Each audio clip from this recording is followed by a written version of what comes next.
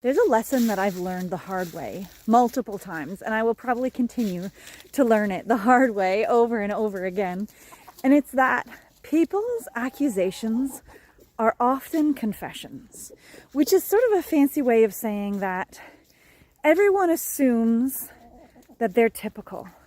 So if it's something that I would do, I'm going to assume that you would do it too.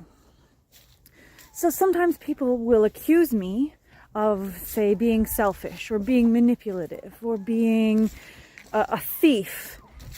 And if I examine the evidence, and I always will examine the evidence, I won't just outright reject what they've said without thinking carefully about it, their accusation.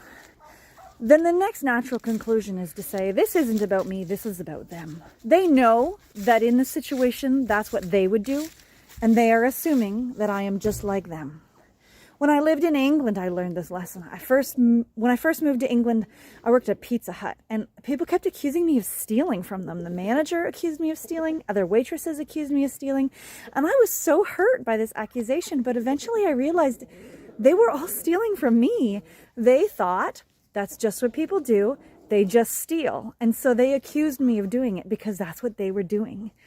And so when I have people comment on my videos, for instance, accusing me of only thinking about myself and being a selfish person, I'm going to check with the evidence. And if the evidence shows that that's not true about me, the only thing I can assume is that that must be how they think. And they're accusing me of thinking that way because that's how they think. Which seems ungenerous, but it's proven to me time and time again that that's true.